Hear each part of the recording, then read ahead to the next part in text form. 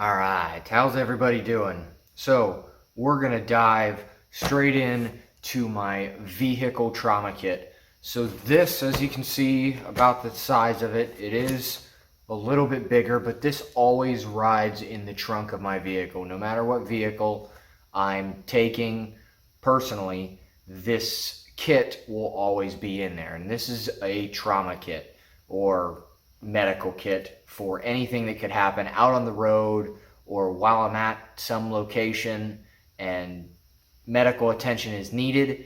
Now, there are some items in here that I'm not fully qualified for, but I can hand off to other people because the majority of the situations that I've been into, that I can hand items off to someone that is qualified. Like maybe there's a specific medic or a doctor or a nurse already on scene, but they just don't have the tools necessary to do what they need to. I can just go, here's this, work with it.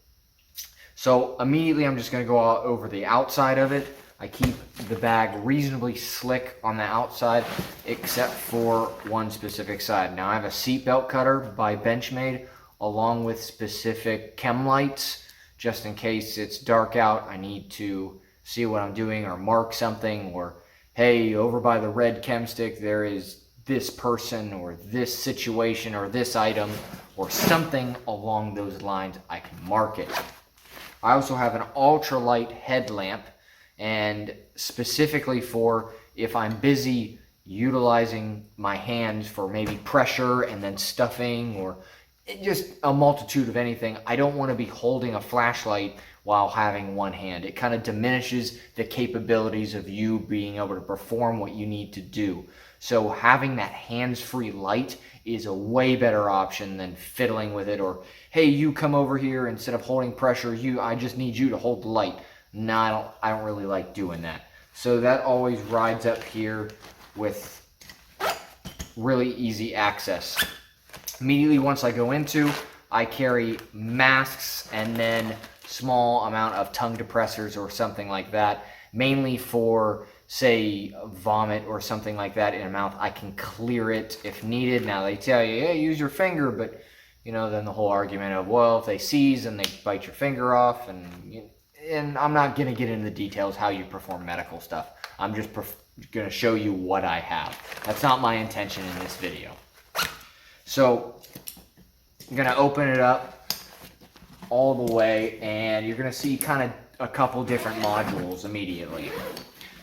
So immediately right here, specifically, I know because I have it set up for me that this is my trauma module, and then everything else is kind of smaller base stuff. So at the top here, inside here, this is a small military IFAC. I actually have a full IV kit in here.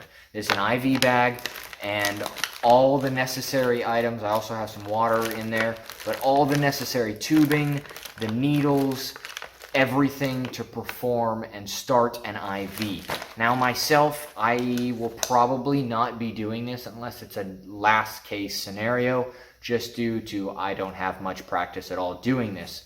But I have in the past handed this to someone and they're like, oh, I do IVs all the time, let me give them some to get volume into their bloodstream to keep them from tanking and all that stuff, which I imagine there's doctors and nurses probably watching this and you're terrible, but on the technical specifics. We'll get that out of the way. So also I have a bag. So personally, if I can keep my contact to a minimum with an individual, then I will do so. So the bag is much more helpful if I need to. I also have a clamshell for, respiratory. I can immediately give breaths, and it's a one-way valve, so you don't get vomit in your mouth and all that kind of crazy, lovely stuff. So I actually have the cup and the bag itself, along with a backup. Let me get these out of the way. So, like I said, I'll get those out of the way, and then the trauma module immediately. So some of you being in the Army or Air Force, Marines, or any kind of military, you might recognize this bag as being our TCCC kind of medical bag, which that's what it was. It was all outdated, but I updated it. So this bag is kind of separate. So if I need to immediately get into this bag, boom, I can pull out the trauma bag if I need to. So immediately on the outside, opening up here, I actually have trauma shears, and they're tethered in to a wire.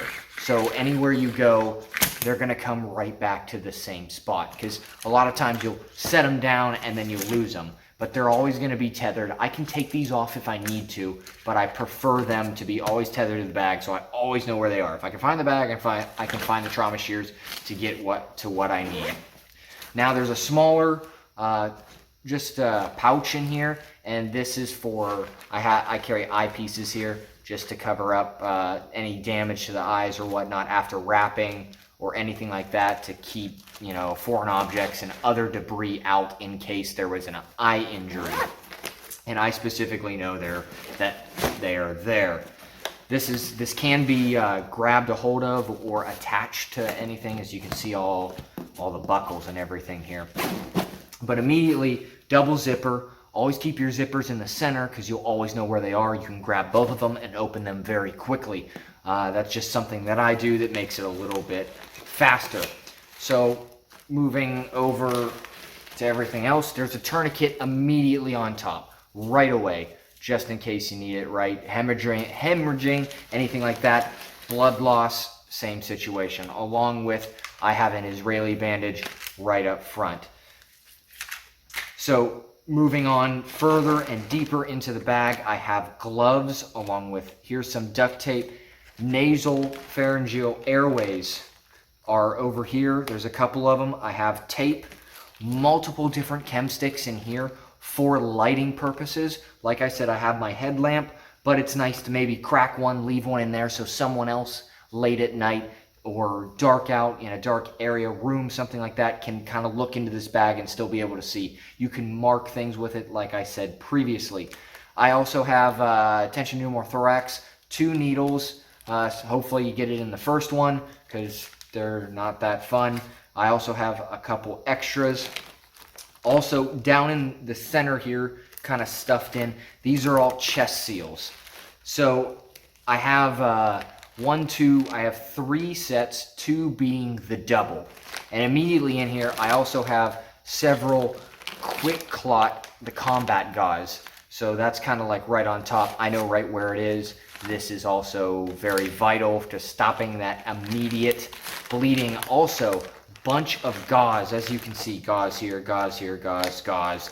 It's all over the place. And that's for possibly wound packing or just wrapping limbs or other items that are just constantly bleeding, or just you want to get some kind of cover over.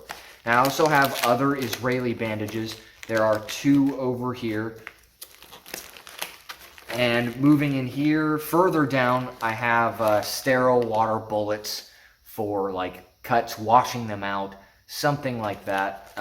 All kinds of different uses. I'm not going to get into details. I'm not telling you how to use these items, just showing you. Now, I also have other Israeli bandages, but in this one's one of the large ones for like an abdominal wound or something like that. It is one of the largest ones that they make. So this is obviously for bigger based wounds. This is going to be on the left-hand side, Velcroed in. This is how I just prefer to run mine. You might see this and go, wow, that's terrible, completely different. But hey, this is what I'm working with. Now, if I recall, this should be a SAM. Yes, there's a wrap. And I also have SAM splint here. So this is a wrap. So just in case, obviously, broken bones or anything like that. And let's see, I have the blanket, the Mylar blankets, large one, due to, you know, keeping that body heat in. If you can't talk right now. If you're losing a lot of blood, your temperature is going to go down. You're going to go into shock. So you need to keep that body heat, of course. Now, I have these kind of stuffed around a lot of different locations. There's actually 2 of them in here, just in case if it's more than one person. This is kind of set up for that too. Just in case if there's more than one person, it is able to kind of work its way to other people. So that is pretty much it in the trauma kit right up front in this whole module that I can take out. So I'm going to set this off to the side. So getting in here also, along the side, I actually have a C-collar or something just in case for a broken neck or vertebrae or anything like that. I have this utilized, available to stabilize so it doesn't cause anything worse. I keep that along the side. I also keep, these are cold and hot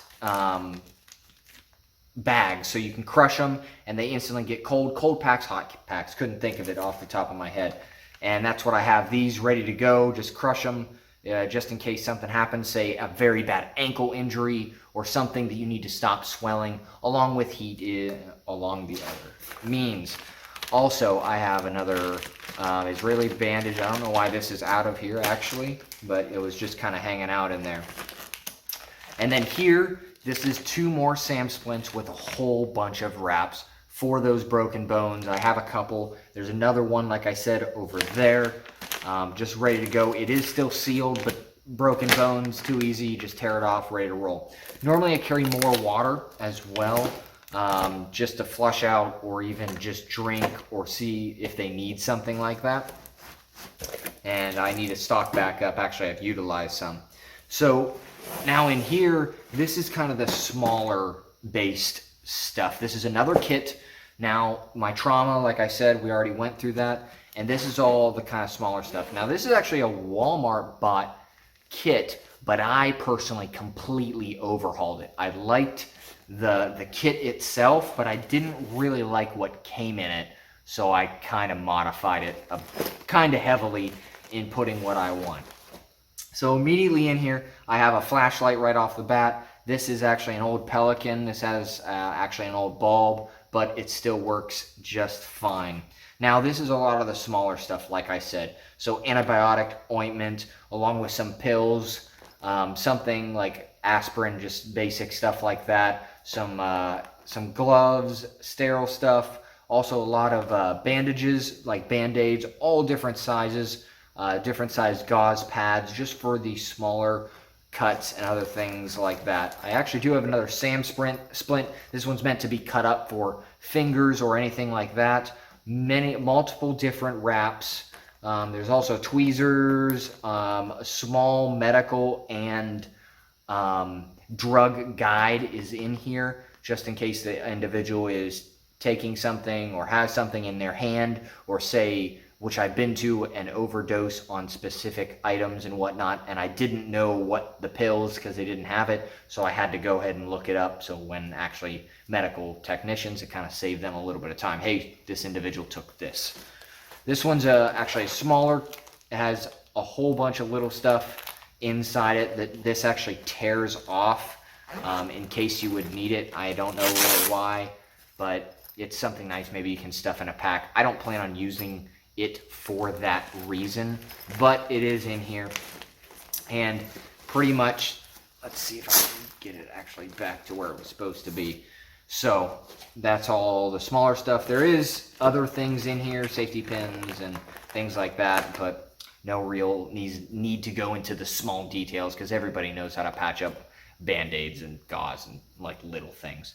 So that is pretty much my entire car kit for medical reasons. If you guys thought this was informative in any ways, please give me a like, hit that subscribe. There's a lot more stuff coming up. If you think I should add something that I don't have, please put that in the comments below, because that just helps my situation out, along with other people that are reading the comments. If they have a bag like this, they can add your suggestion as well. Or if you didn't like something or have questions on something, please put that in there.